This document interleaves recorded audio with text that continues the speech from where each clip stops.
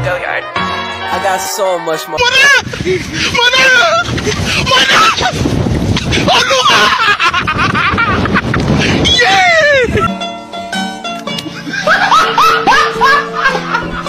Are you ready, kids? Aye, aye, Captain! I can't hear you! Aye, aye, Captain! Oh! Custom design on right now. Break it down, bring it back, make it clap. I got 3 old thoughts, new block, where that thing. Bitches on my line, and you know. Assalamualaikum warahmatullahi wabarakatuh. Perkenalkan, nama saya Bintang Afisena, NIM 3824016, jurusan Bisnis Digital. Hari ini saya ingin menyampaikan pidato dengan tema ekonomi. Pidato ini saya beri judul UMKM sebagai pilar ekonomi Indonesia. Kita semua tentu sepakat bahwa usaha mikro, kecil, dan menengah adalah tulang punggung perekonomian Indonesia. Berdasarkan data Kementerian Koperasi dan UMKM menyumbang lebih dari 60% produk domestik bruto atau PDB nasional dan menyediakan lapangan kerja bagi lebih dari 97% tenaga kerja Indonesia. Fakta ini menunjukkan bahwa vitalnya peran UMKM dalam menopang stabilitas ekonomi dan menciptakan kesejahteraan masyarakat. Namun, meskipun UMKM memiliki kontribusi yang sangat besar, mereka juga menghadapi tantangan yang tidak kecil. Tantangan utama yang sering dihadapi oleh pelaku UMKM meliputi keterbatasan akses permodalan, rendahnya tingkat digitalisasi, kesulitan menembus pasar yang lebih luas, hingga kurangnya pelatihan dan pendampingan untuk meningkatkan kapasitas usaha mereka. Izinkan saya menjelaskan beberapa tantangan tersebut. Pertama, keterbatasan akses permodalan seringkali menjadi penghambat utama bagi UMKM untuk berkembang. Banyak pelaku UMKM yang tidak memiliki jaminan yang cukup untuk mendapatkan pinjaman dari lembaga keuangan. Selain itu, proses pengajuan kredit yang rumit dan bunga yang tinggi seringkali membuat mereka enggan mencari pembiayaan yang formal. Kedua, rendahnya tingkat digitalisasi menjadi masalah yang semakin relevan di era transformasi.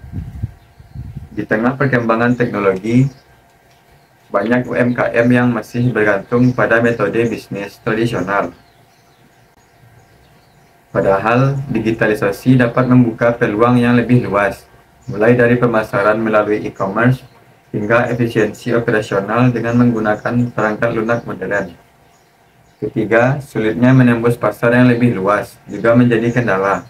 Produk-produk UMKM seringkali menghadapi tantangan dalam bersaing dengan produk impor yang lebih murah atau memiliki branding yang lebih kuat. Hal ini disebabkan oleh kurangnya pengetahuan tentang strategi pemasaran dan keterbatasan dalam mengakses informasi pasar.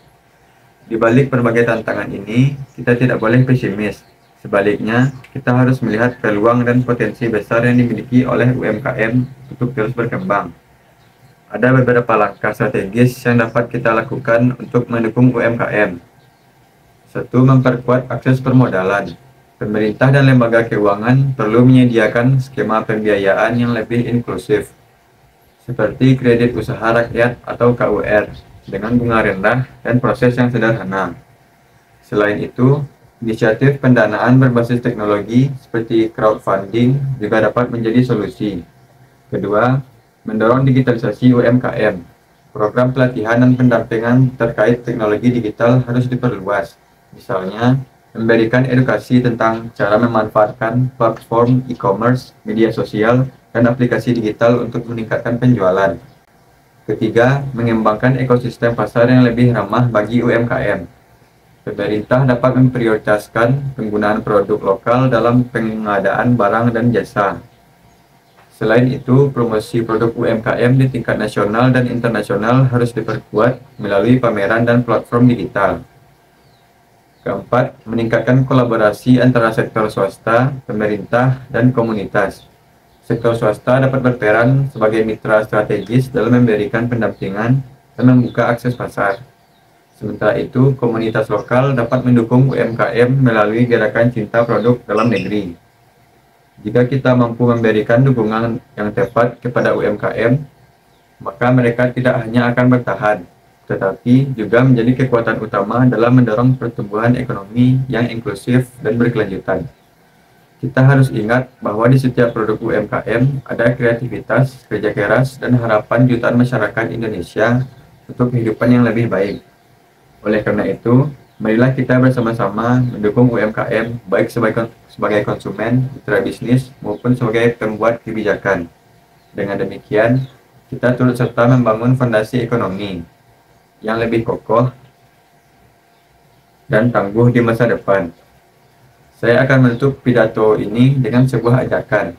Mari kita jadikan UMKM sebagai pilar utama kebangkitan ekonomi Indonesia.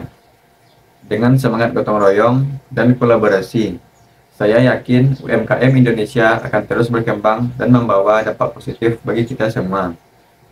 Sekian pidato singkat dari saya. Saya akhiri dengan Assalamualaikum warahmatullahi wabarakatuh.